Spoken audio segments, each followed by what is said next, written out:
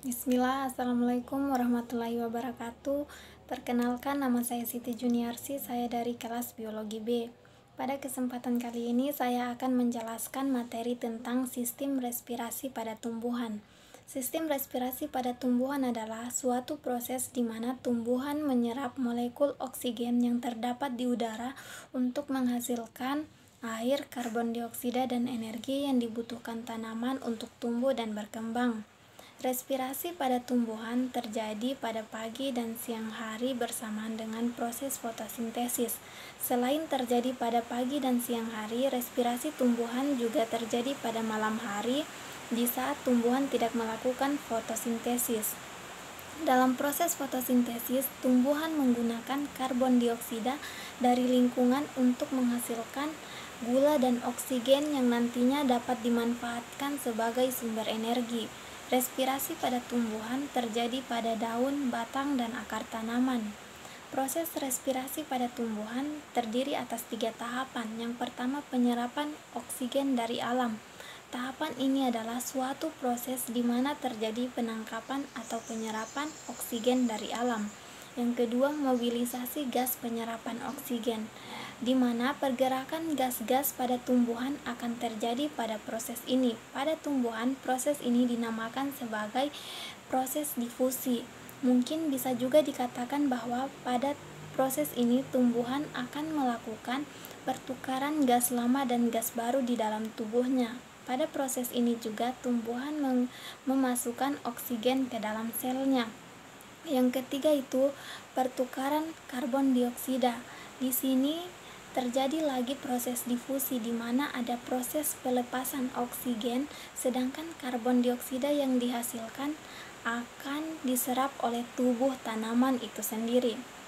Selanjutnya, tahap-tahap respirasi tumbuhan. Tahapan respirasi pada tumbuhan dapat dibagi menjadi 4, yaitu glikolisis, siklus asam sitrat, dekarboksilasi oksidatif, dan transfer elektron. Yang pertama, glikolisis. Glikolisis adalah tahapan perubahan glukosa yang dipecah menjadi 2 molekul, yaitu molekul asam pirufat. Peristiwa glikolisis ini terjadi di dalam sitosol.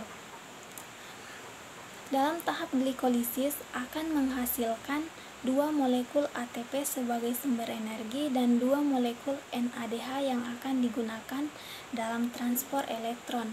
Selanjutnya, asam pirufat yang telah dihasilkan oleh glikolisis akan diproses pada tahap dekarboksilasi oksidatif.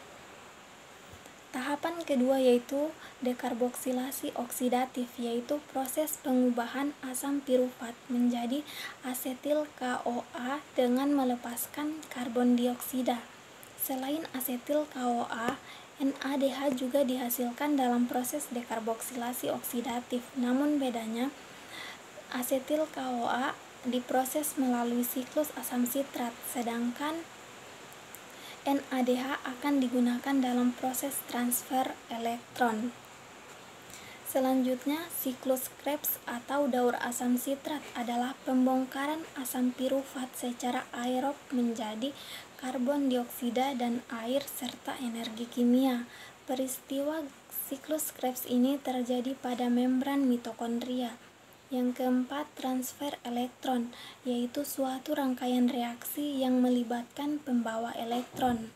Dalam reaksi ini akan menghasilkan air yang dibantu oleh enzim seperti sitokrom, kuinon, piridoksin, dan flavoprotein.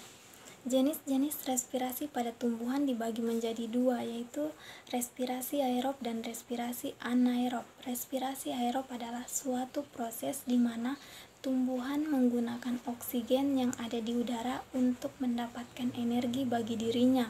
Sedangkan respirasi anaerob adalah suatu proses di mana tumbuhan tidak menggunakan oksigen untuk melakukan reaksi pemecahan rantai karbohidrat.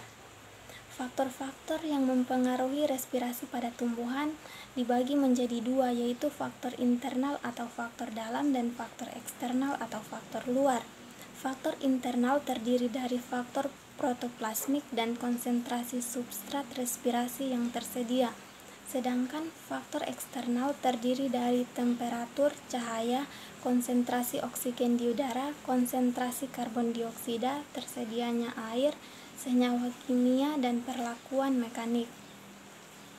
Dan materi terakhir yaitu zat yang menghambat proses respirasi pada tumbuhan, diantaranya adalah iodiasetat, fluorida, sianida, kloroform, aseton, dan eter. Mungkin itu saja yang dapat saya jelaskan mengenai materi sistem respirasi pada tumbuhan. Lebih dan kurangnya mohon dimaafkan. Akhir kata saya ucapkan billahi taufiq wal hidayah. Wassalamualaikum warahmatullahi wabarakatuh.